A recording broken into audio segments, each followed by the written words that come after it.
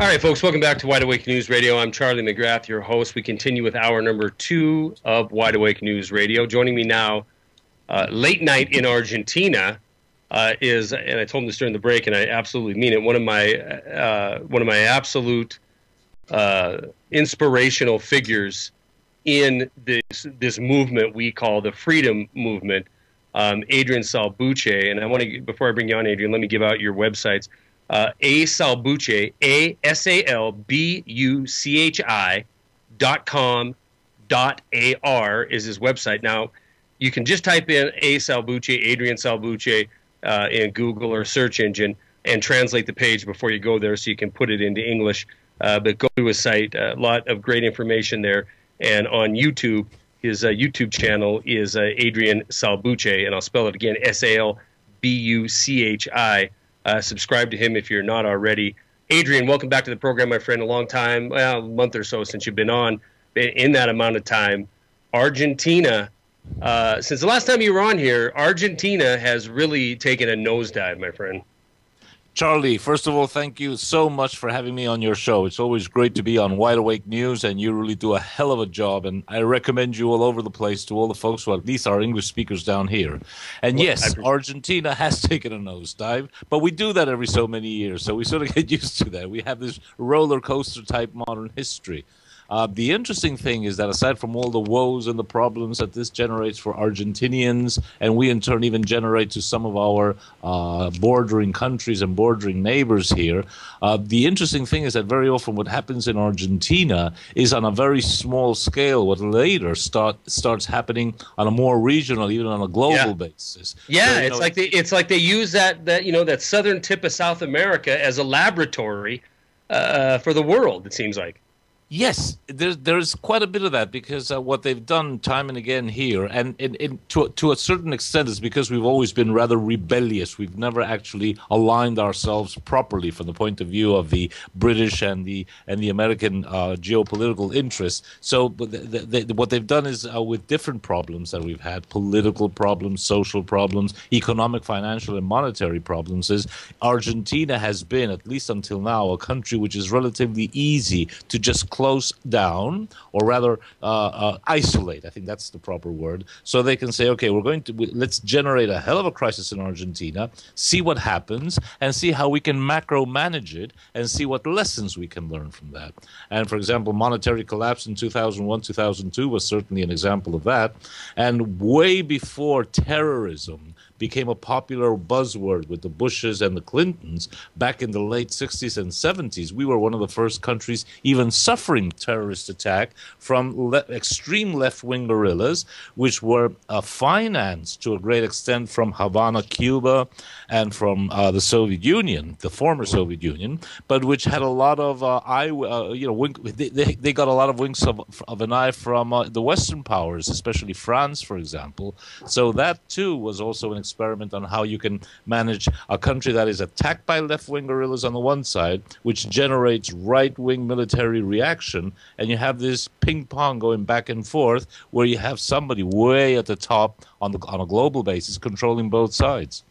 Yeah, well, it does certainly seem to be, what happens there seems to happen shortly after on a more global scale. I got a question for you, though. Yeah. Cristina Fernandez, right? I'll read something about her that makes me think, she's trying to break the globalist stranglehold. And then I'll read something about her that says, oh, no, this was just a popular front she was putting on. What is your take? I mean, is on Cristina Fernandez, the president of Argentina? Basically, you see, she is theoretically or officially, she is a Peronist she's a Peronist president, just as her husband, who's now deceased, Nestor Kirchner, were formerly Peronists. But that's just an act, so to speak. They are not at all Peronist. The Peronist movement, let me just give you an example. Back in the 50s, 60s, and even into the 70s, because I remember that, We used to go to the main square, Plaza de Mayo in central Buenos Aires, and the buzzword, the slogan, so to speak, was, we're neither with the Yanks, we're neither with the Marxists, we are Peronists, which was a way of saying we're not going to align ourselves with the United States and Britain, but we're not going to align ourselves with the Soviets and the Chinese. We're going to do our own thing, which is something that really, really got the whole global power structure very angry. Now, what does Christina Kirchner do? She repeats some of that only, but pays lip service to it, but way deep down inside, she is a social democrat. And what is social democracy as a global ideology? On all cultural and social matters, social democrats like Cristina Fernandez de Kirchner are, shall we say, left-wing. They have all this left-wing ideology. They are against the military. They are against the church. They are very internationalist. They are pro-gay, pro-abortion, anti-tradition. So they have a very populist or even popular message to send to the people. But then when you look at them and you say, well, how do they react politically to the global power structure? They are completely centrist. In other words, they will align themselves and respect the geopolitical requirements of the New World Order. And then when you look at them, what do they do financially and economically? They are liberal, right-wing capitalists. And so it's very confusing to most people because their message to the people sounds left-wing, but when it comes down to the nitty-gritty, they will not investigate Argentina's foreign debt. They will continue to pay the bankers. And although they will say, oh, we don't give a damn about the IMF, they pay every last penny to the IMF, even above the national interest. So that generates a lot of confusion. And let me just give you one small bit of an example about that. Sure. As soon as Nestor Kirchner became president 10 years ago, because they've been in power for 10 years now, he became president or was inaugurated in May 2003. The very first trip he made abroad was to go to London. He was invited by then Prime Minister Tony Blair to take part in a summit of the Third Way, as they call it, or as Sir Anthony Giddens from the London School of Economics calls it, which is basically the very basic social democratic ideological imperative. So the first thing he did was saying, okay, I will align myself to social democracy, and that's been the explanation to a certain extent as to why, although they say one thing, then they do another. So they are really, she's not trying to break the stranglehold. She just needs to make an official discourse or an official message to the people that sounds as though she is resisting, but way deep down inside, she's not. Well, it's the same here, and I guess it's always my, I'm always looking around the world, and so far it seems like Iceland's the only nation that had the courage to truly stand up to the banks and mean it. But looking, you mentioned her outrage that she directed towards the International Monetary Fund, the IMF, and that's what I remember reading this article, and I'm like, way to go. And then it was, not too long after that where I realized that it was complete capitulation from Argentina to the IMF bankers. So I thought, well, we'll get Adrian on here and get the truth. But the truth is, it's simple. It's the exact same game that we have here. Where you'll have a team on the blue side, the Democrat side, that placate a message, just like they do on the right side. But at the end of the day, they're serving the exact same interests, and they end up doing the exact same things. Everything else is dog and pony. So it's unfortunate to hear. I guess Argentina isn't my fail-safe fallback position. Well, yeah, you're quite right at that. Now, look at this example. When you know that when we had our financial collapse in 2001 and 2002, anybody who had dollars in the bank did not get dollars. We ended up getting pesos at a very nasty rate of exchange, which was really a ripoff.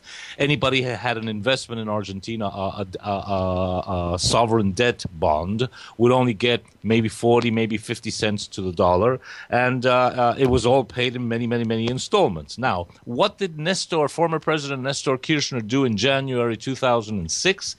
The IMF started pressuring him to pay them what at that time was Argentina's alleged debt to the IMF of $10 billion, and he paid $10 billion to the IMF with no deductions whatsoever. In other words, a dollar to the dollar in cash and in one installment. Hold tight. We'll finish that story of the sellout of Argentina, and then look at how the global financial system has hit this bright spot, and then now reality is starting to set back in. We'll be back with Adrian Salbuchi and more Wide Awake News Radio in just a minute. Please hang tight. All right, welcome back to Wide Awake News Radio. Charlie McGrath joined by Adrian Salbuchi live from you're in Buenos Aires, right? Argentina. Yes, sir. Buenos Aires. Yep. Late night in Argentina right now, and I appreciate you joining us. But let's continue this talk on this segment. On the last two segments, I want to talk about the Second Republic project. I believe this is a very important project you're working on, and I believe momentum awakening is occurring, albeit way too slow for my liking. But we need to talk about this project, so we will in the second segment. But the Falkland Islands, there was a war fought over the Falkland Islands not too long ago, and it's coming back into the news. And Gary and I said during the break that the realization of the size of the oil reserves recently have been greatly expanded. So obviously, in my mind, this is a real natural resource gem. But give us what's going on with the Falklands again. Are we going to see another war fought over these islands? Well, no, impossible, because Argentina has no military capability whatsoever. But it has, again, flared up, at least in the newspapers, because massive oil reserves have been found offshore the Falkland Malvina Islands. The whole continental shelf there is very shallow. So although it is rather expensive to extract that oil, it is very feasible, and Britain and the United States are particularly interested because actually the main oil supplies to America and Western Europe are in the Middle East, which is an absolute mess. Another part of it is in Venezuela. Mr. Chavez is not exactly a friend of America. Ecuador has a lot of oil. Again, Ecuador's President Correa has just been reelected, and he's no friend of America. And one of the major oil reserves in the world is Russia, and I can't see Russia putting out too much oil to America. So all of a sudden, finding oil in the South Atlantic, way down there, certainly is attractive. So if it started flaring up, it's because Britain has reinforced their military base there. And don't forget, this is something that really most people don't know about, but the United States reactivated under former President George Bush the Fourth Fleet for the South Atlantic, which had been formed during World War II, deactivated in 1953, and reactivated by George W. in 2008. So when you put all these things together, you figure, oh dear, this is becoming a very hell of a military scene. Now, Mrs. Kirchner said last year, oh dear, the Brits are remilitarizing the South Atlantic, which is really ridiculous because they never stopped militarizing it ever since we lost the Falklands War in 1982. That was 31 years ago. So they're really back in business. They're going to they're making quite an effort to show that is absolutely British. And it's about oil. It's about Antarctica, and it's even about Patagonia, which is the southern part of Argentina, which is very sparsely populated and has huge natural resource reserves. And it's interesting you said the break. Falkland Islands to me are fascinating. I mean, I was a kid when that war went down, but very small population. I think 2,800, 2,900 residents. Yeah. But and then just kind of stuck out there off the coast of Argentina. Very kind of similar weather, kind of similar climate to what we have here in Montana. And except for the fact that it's it's under turmoil, it seems like it'd be a very cool place to visit, because of its location and because where it's at in the South Atlantic. But you said something during the break or before we went on tonight that I thought was absolutely brilliant, which is this self-determination policy. First of all, the Falkland Islands are a lot like many other colonies in South America and North America. The ownership, I guess, for lack of a better term, of this land is questionable at best. It used to be whoever sailed in and planted a flag. This was it, and then it fell under one rule or another. It certainly there's a claim to it certainly by the people of Argentina. But anyway, they are using the argument in the UN of self-determination, and that's kind of a slippery slope, isn't it, Adrian?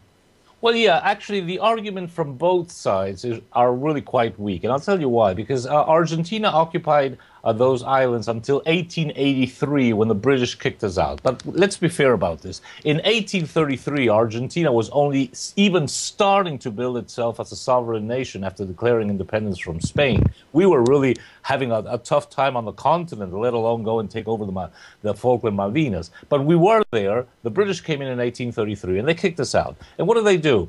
Here you have a situation rather similar to what happened in Palestine, what's happening with the illegal settlements in Palestine. They threw out all the Argentinians and who were there at the time, and they populated the island with Brits.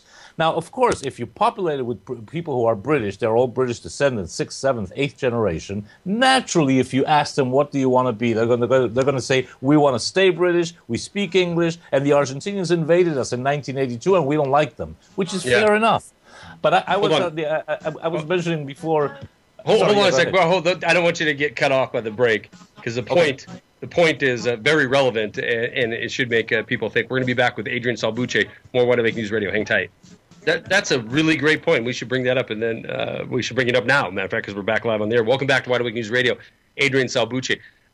We were talking about the Falkland Islands, the history of it, how it became under British rule. 2,800 people live there. The Brits don't want any Argentinians in there because it would be real easy to change that population ratio to have a voting populace that would want to return to Argentina or challenge British rule.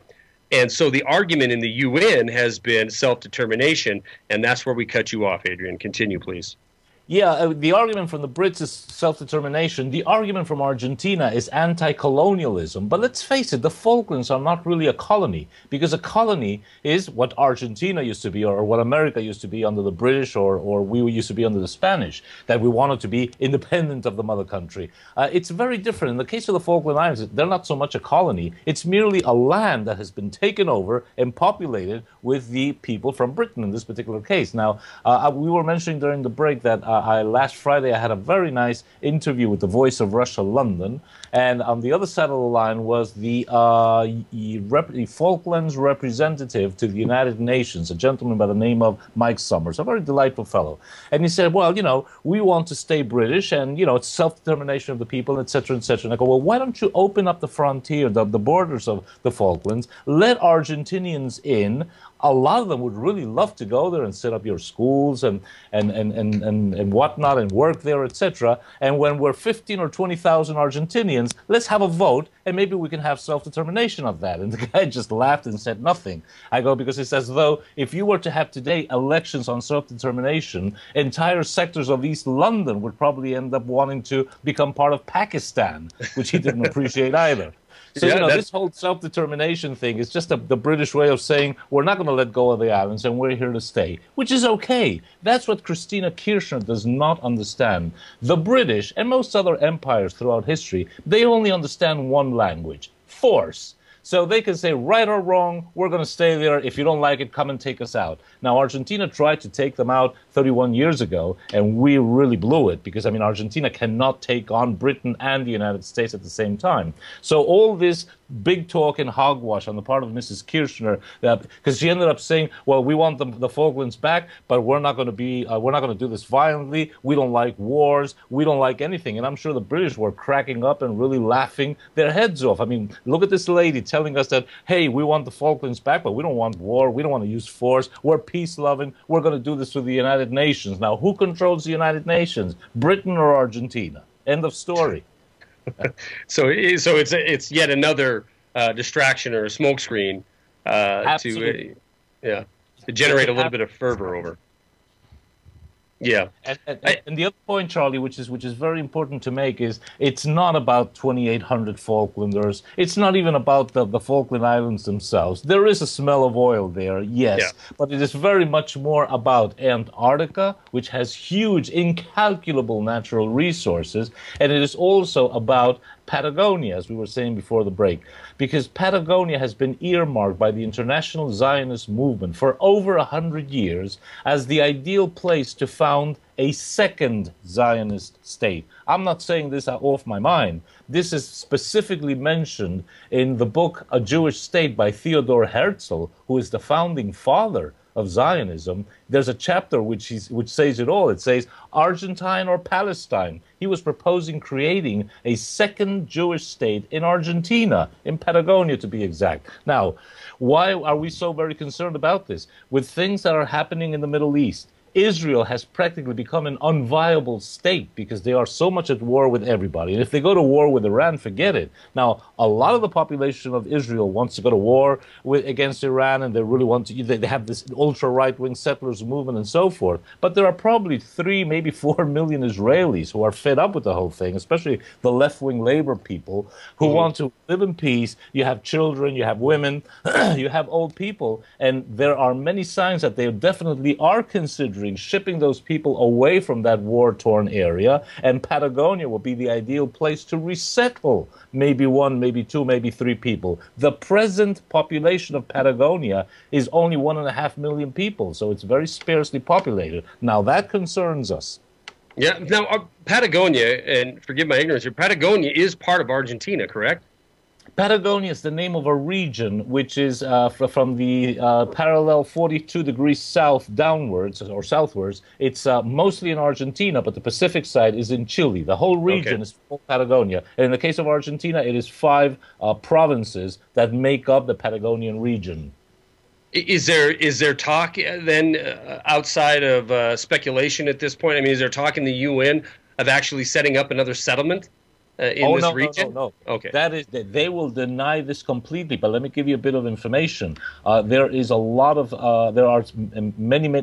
evidence. Let me put it this way: that there are young Israeli officers, both guys and gals, who, after they finish their training in the Israeli Defense Forces, are then shipped off to Patagonia, both on the Argentinian and Chilean side, and they look like hippies. They look like hitchhikers. But some of them have been found to have Israeli officers' uniforms below their as part of their gear, so to speak. And when the Argentine Chief of Staff, General Bendini, said in a private conference that he was very concerned about all these Israeli officers roaming throughout Patagonia, somebody leaked the information out to the local Jewish Zionist lobbies, and they made such a fuss that he was thrown out by the Kirchners.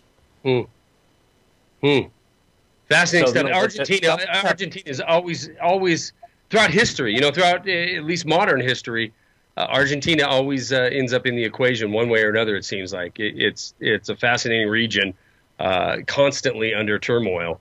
Go ahead. Yeah, no, and we also, I have to admit that a lot of it is of our own doing, because after World War II, not only did we not declare war on Germany, we were neutral, I would even say pro-German for the better part of the war, but also after the Second World War, we took in not just a lot of, we took in a lot of Jewish refugees and a lot of German refugees, but what Juan Perón did very astutely and very intelligently is he took in a lot of the German scientists. So, for example, after World War II, the Messerschmitt, I think, was 119, one of these aircraft that they were developing. The Americans took it over and used it to build the F-86 Sabre. The Russians took it over and they built something like the MiG-19 or whatever. And we took it over and we built a little jet fighter, the first jet fighter in Latin America, called the Pulki. It wasn't ours. It was basic the German blueprint. That's why Argentina went very quickly forward on military aircraft, and why we were the first country to have a nuclear program. Not because we were particularly bright, but we had all these Germans coming in, so they never forgave us for that. When I say they, I mean the Americans, the British, and the Soviets. Yeah, I mean, the Messerschmitt, it wasn't the 109, that was the prop-driven ME 287 or something along those lines, was the first jet fighter ever used by any nation in combat. And you're right, I mean, that's the Sabre and the MiG came out of that.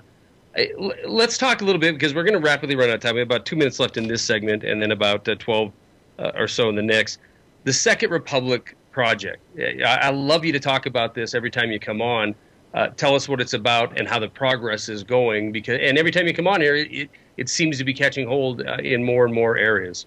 Well, thank you for asking and for giving me the chance to make a brief recap, an update, status report, so to speak. Basically, when we talk about Second Republic, we're just using the most common sense you can imagine and applying it to the political reality and the financial reality. Why do we call it Second Republic? Because in the case of Argentina, our first republic, which became formally independent from Spain in 1810, our first republic has eroded into a colonial administrative entity. We might say it's sovereign, but Argentina is by no means sovereign because our nation state is no longer sovereign. It is so ill, it is so weak, it is so distorted that you can't fix it. So we figure, let's found a new second republic, new institutions with 5 basic pillars. Having a sovereign nation state, having a sovereign currency so that we don't have a central bank like the Federal Reserve, like you guys have, which puts all the monetary system into the hands of bankers.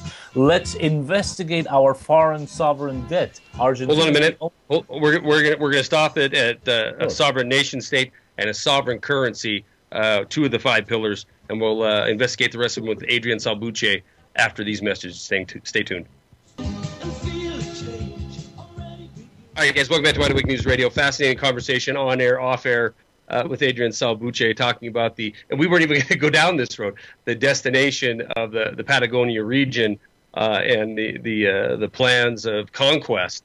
And it's unbelievable. I mean, you know, the arguments that can be used in order to free you of your sovereignty, there is no ends to it, and it is important that we talk about these things because you know, we have to realize that it just doesn't happen inside of Argentina or in Patagonia or regions that are, you know, around this world but far away from us. It's happening right here. Our sovereignty has been melted away through different weapons, through different mass terrorist tactics, namely sovereign debt.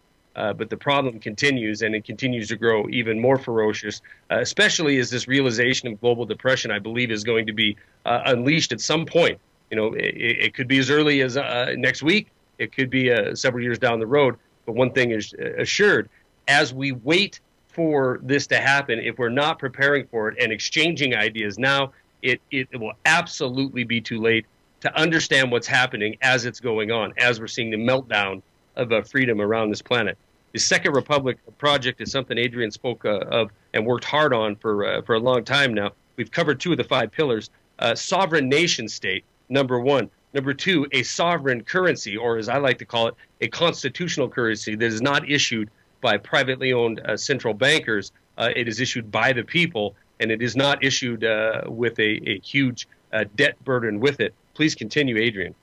Well, exactly, Charlie, and you've hit a lot of points right on the head right there, because the third pillar would be, in the case of Argentina, a full and absolute investigation into our so-called sovereign debt, which is the main factor that the New World Order people and the banksters use to control Argentina, because in the case of Argentina, most of that debt can be traced back to the illegal and unconstitutional military regime that took over power in 1976, and they are the ones who indebted us starting then, and we've just been rolling over that debt on and on and on and on. So if investigating that debt and showing that bankers, all the major banks incurred in professional malpractice would really give Argentina huge leverage, because we could do that, declare it odious debt according to American and even British legal precedent, and a lot of other countries like Greece, like Italy, like Spain, like Ireland, like Iceland would really look very closely at what we're doing. And I think even Americans and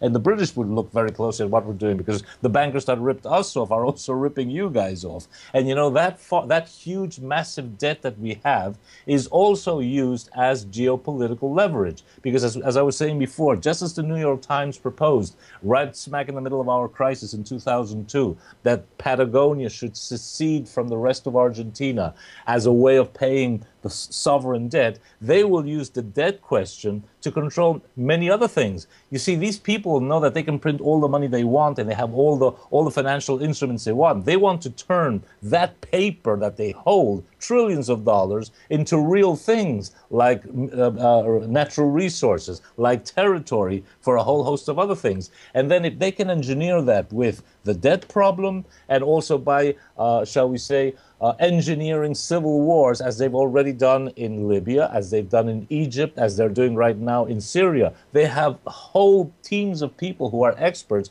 in engineering social turmoil. So if tomorrow they can engineer social turmoil inside Patagonia, both on the Argentine and on the Chilean side, and everybody will come out from the major media saying, oh, look what's happening there, and the Argentine government is trying to repress them with the police. This is an outrage. We have a duty to protect, as the Americans now call it, or the U.S. government now calls it, and that would probably justify NATO intervention or a UN intervention or whatever. But one way or another, they end up getting their way because it's a combination of many things that come together. Self-determination when it suits them, colonialism when it suits them, the liberty of people when it suits them. They will put the whole thing together, and it always includes a major media factor so that global public opinion, they will have the wool pulled over their eyes. Nobody will really explain what the problem is, just as they've done with Libya, with Syria, with Afghanistan, with Iraq, with Iran, and people will just follow along, and in the meantime, they are taking over entire countries, and no unfortunately, that's what's going to be happening here too. No doubt. And over the last decade, we've seen this desensitization of invasion under misguided reasons. And now we're to the point where it's not even, unfortunately, obviously it's not going to be questioned by the corporate-owned mass media, these causes that we're contributing blood and treasure to. But unfortunately, the people of any nation that claims to be free, if they're not paying attention to what's being done in their name, you are giving away your freedom as you're claiming to have it.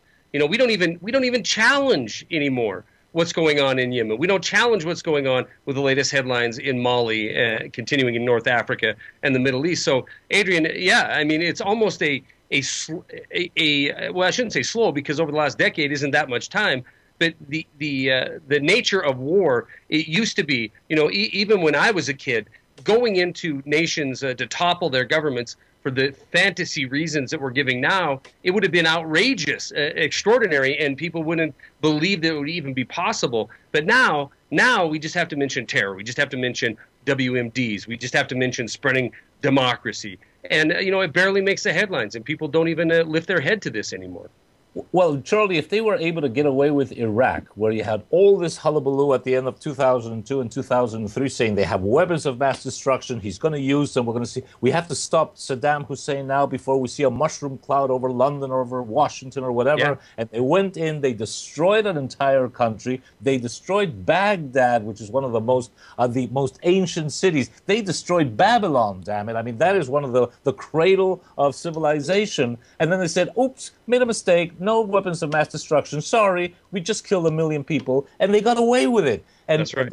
The guys who are responsible for that, your Paul Wolfowitz, your Richard Perley, your Chenneys, your Rumsfelds, your Bushes, they're all free. They're all walking the streets of, I don't know, Washington or New York or Texas. Or Dubai. Exactly, Dubai, exactly. So, that is where the media comes in with their psychological warfare. That is why it's so important what you do with Wide Awake News, and it's so important what we're trying to do down here with Second Republic, because they know that as long as they have a sizable or the majority of people not understanding what's happening, people looking the other way, looking at television, looking at whatever, but not looking where they should be looking, that means that they can still continue doing all these crimes. And on top of it, all these crimes are done in the name of the people.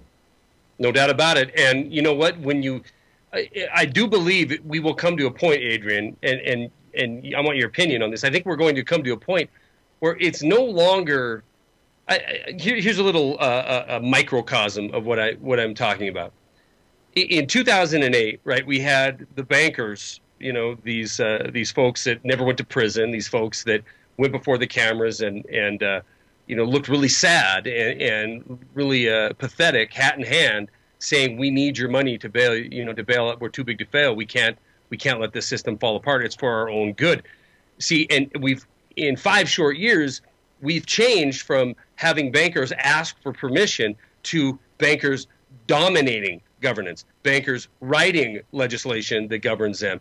So they're no longer asking. They no longer have to convince the people that, giving our financial sovereignty and our financial future away is a good idea. They don't have to convince you because they've done it. And now they're just absolutely doing it. So apply that same model to this global domination, and you see that we have a decade of desensitizing the people to war, to murder, to butchering sovereign nations' leaders that were our friends a week before, desensitizing us to this nonstop invasion and nonstop beating the drums of war and escalating the war footing to the point where you after you've desensitized them so long, you don't even have to ask their permission. You just go ahead or try to placate them with explanations. You just go ahead and do it. But the end result of this, I think, is going to be crystal clear. This police state, this military industrial and security industrial complex, inevitably is going to be turned on the people who think they're free, Adrian. And I don't know how much longer we go down this road of being explained to what's happening in our name, to just an outright tyrannical force, subjugating the people of the world.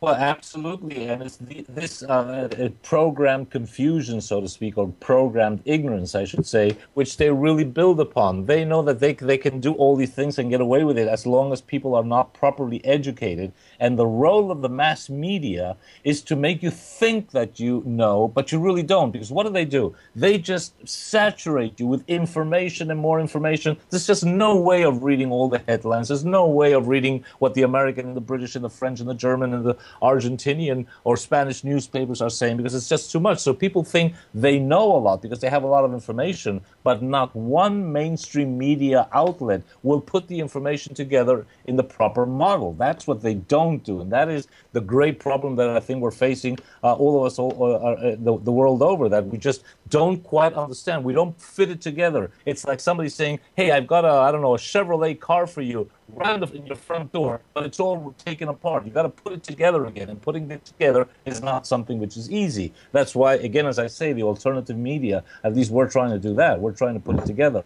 And they know, and I think that that's why they're so in such a rush, that you don't really need that many people in terms of numbers to really understand what's happening to get the ball rolling, to go the other way, to really be, a revolutionary or a counter-revolutionary thing against them. That's why they really have to go fast, because if our movement, if the alternative movement, if the real freedom fighters, when we really get on our feet in different parts, in Argentina, throughout South America, in Europe, in the States, in Canada, they know that they themselves will have a hell of a problem. Zbigniew Brzezinski said it about 2.5 years ago from the in the speech in the Council on Foreign Relations. The greatest threat to the New World Order is the political awakening of the masses, and that's what's really happening, and that's where they know that that they can really run into a hell of a lot of trouble.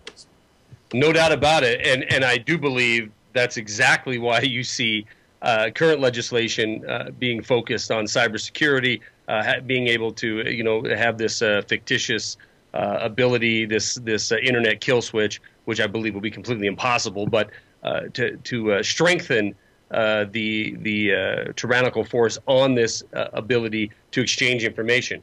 Again, I've said this on the program many times. Adrian's sitting thousands of miles away, Buenos Aires, Argentina, and we're speaking tonight, sharing the corruption that's in his country and mirroring it to the corruption we have here, and showing how it applies around the world. And this is this model, how it applies around the world. This is a dangerous concept. And Adrian, I can't thank you enough for the work you're doing. And of course, you're always welcome to come back on and keep us updated. And as I told you before the program, anything that I can do to help your cause, I'm here for you. Thank you, my friend. It has been a wonderful hour, and let's try and do this more often. You got it, my friend. All right, guys. Thank you very much. Thank you, Adrian. Thanks, Gary, for producing the video tonight. Yep. Thanks, Brett, back at the RIN studio. Guys, stay tuned for Jeff Rins, because he is coming up next. We'll see you tomorrow night. Have a good night. Peace.